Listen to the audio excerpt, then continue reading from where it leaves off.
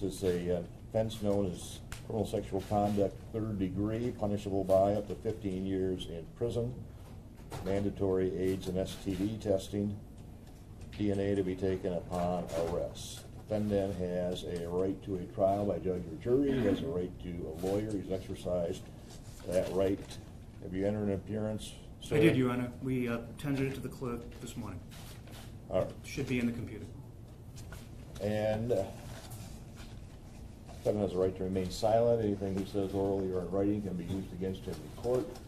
It's entitled to a preliminary examination where the court will determine if there's probable cause to believe the crime alleged was committed and committed by the defendant.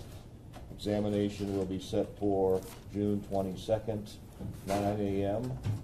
There'll be a pre-exam probable cause conference June 15 at 1 p.m. Mr. Kwasnick, would you like to be heard on bond? Yes, Your Honor. Thank you. As the court is well aware, the purpose of bond is to ensure that, in this case, Mr. Corley appears for further court appearances in the course of protection of society and the victim. In this particular case, there is a PPO that has been served. Mr. Corley has been abiding by that PPO since its service and before, frankly. There's no special circumstances in this particular case.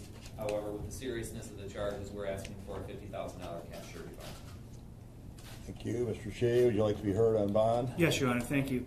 Mr. Corley is facing 1 count of criminal sexual conduct, 3rd degree, like Mr. Vance, the co-defendant, arraigned yesterday.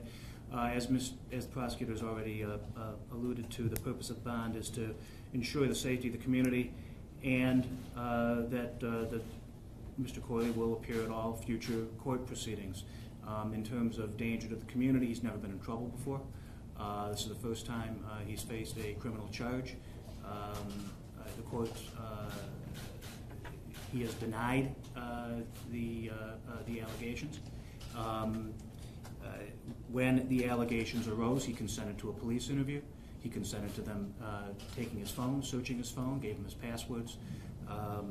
He has, when he learned that there was a personal protection order that was entered ex parte by the circuit judge, he arranged for acceptance of service of that. He scrupulously honored it, and his behavior throughout this process has been, in my view at least, above reproach. He's completed his term, so he was enrolled as an MSU student, and he completed classes, so now he's on break. I think there is no evidence whatsoever that he's a danger to the community. In terms of flight risk, he's obviously here. He's known about these allegations for the better part of 6 months. He's shown up with counsel to address them, and he will continue to do so. His parents are here. He lives at home with his parents in Detroit. He has a stable home, and he has a strong support in his family and the community. So I don't think there's really any realistic flight risk here either. I would ask the court, as co-defendant's counsel did yesterday, for a PR bond, but in the event the court feels that is inappropriate, I would certainly ask the court not to exceed what it ordered yesterday for Mr. Vance.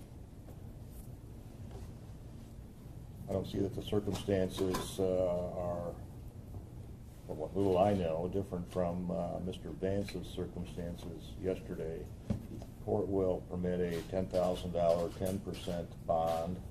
Condition of the bond is he may not have any contact, direct or indirect, with the alleged victim. Indirect contact would include no contact by a third party, that is, sending someone over to the victim's residence to talk with her about the case or the circumstances, and absolutely no indirect or other references or contact via social media relating to the alleged victim or the case itself.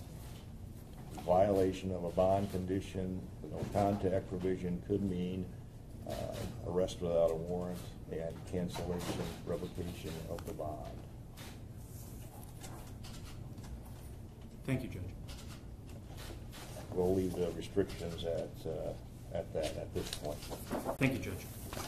All right. We'll see you next week. We'll get paperwork to you in just a moment.